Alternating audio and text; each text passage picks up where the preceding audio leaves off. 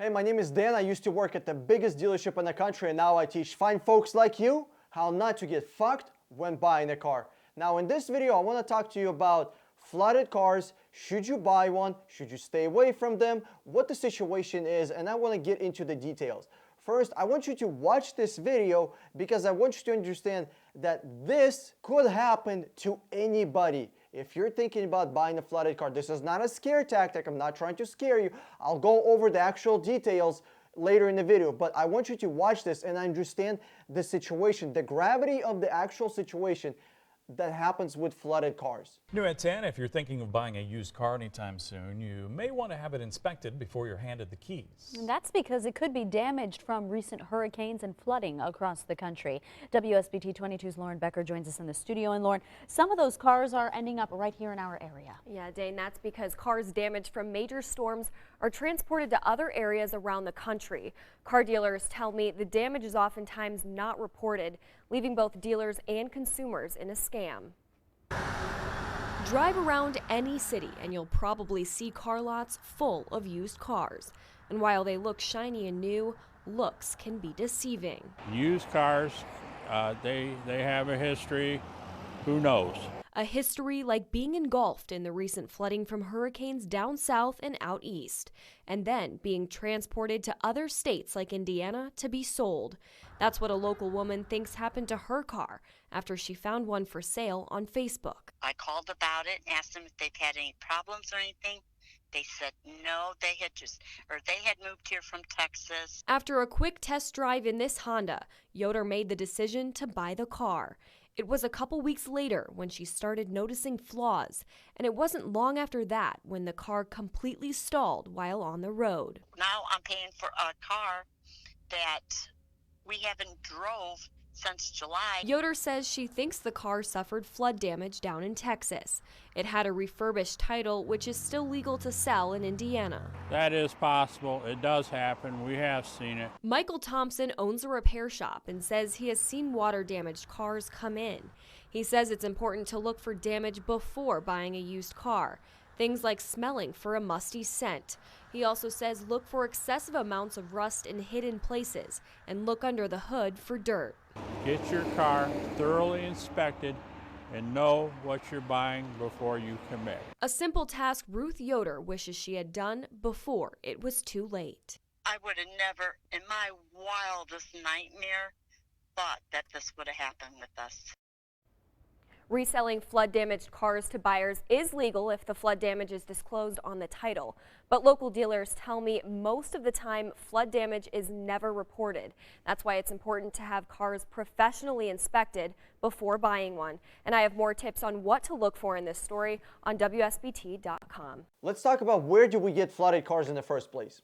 Hurricanes, the main source. Sometimes people will drive a car into a lake or an ocean or whatever, you know. We're talking about flooded cars from hurricanes. And what you typically will see is cars that are flooded, you know, just above the tires, just around the doorway. And you think that maybe that's not a lot. Well, maybe that's not a lot on some cars. But what about the cars that are flooded to the hood or past the grill or, you know, halfway down the door? The water is gonna get inside. Here's how it's gonna get inside.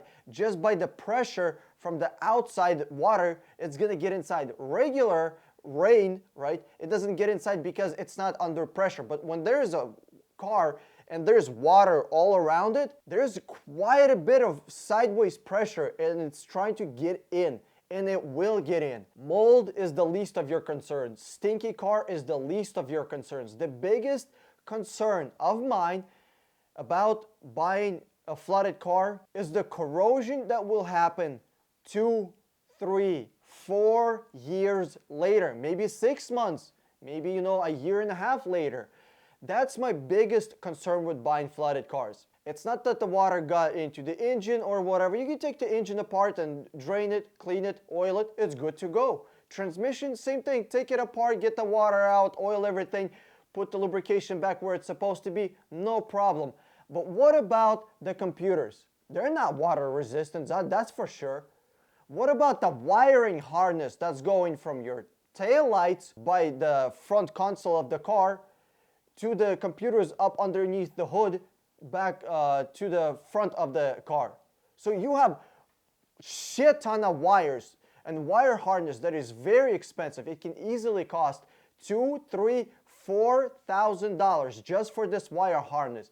Are people who are selling you a flooded car, have they replaced this wire harness? Salt water, even if it's drained out, there's still a little bit of salt left on the car, on the wire harness. Salt will corrode things. If you don't believe me, put some salt on metal, let it sit there for 6 months to a year, and you'll see what happens. That shit will get corroded. You can see cars that are like in North States, right? Then the bottom of them is getting corroded. Why? It's not because of water. No. It's because they put salt on the road. Then that salt ends up underneath your car, and so the actual chemical starts corroding the metal. It's not the wetness that I worry about. It's the salt. Second, how do you properly fix a flooded car? Remember, you don't know how much this car was flooded. Whether it was flooded just a little bit or it was flooded all the way to the fucking window. You don't know how much it was flooded. Neither does the person who's selling it to you, because he bought it from a car auction. Even the car auction doesn't know how much that car was flooded. Actually, they would know because they have the picture, but are they gonna show you the pictures?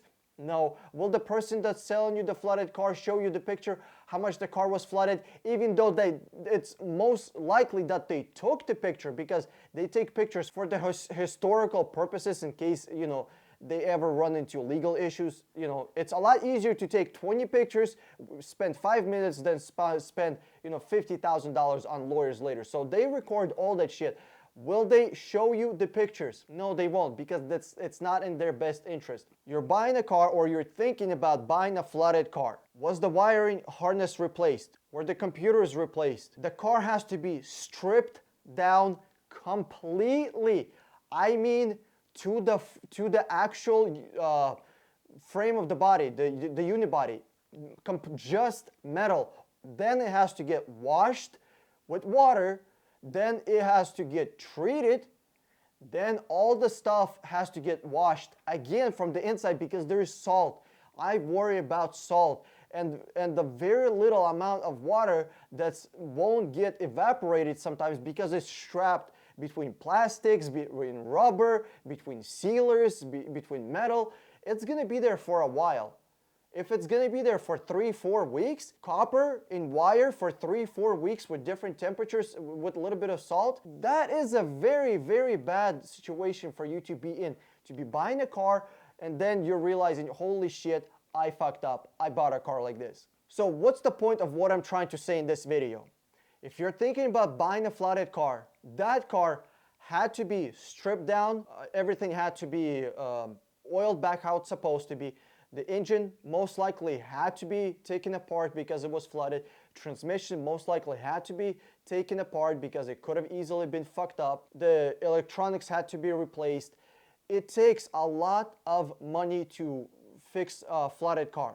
You know, typically what happens with flooded cars is they are being turned from 2 cars to 1. You have a damaged car, you have a flooded car, you have car with good electronics and car with bad electronics. You just, you know, swish them around and you make one good car. That could easily work, but you have to make sure that that actually happened, that the electronic parts, the wires, were changed. You can't be relying on, you know, on someone's good word. You have to make sure that they were changed, you know.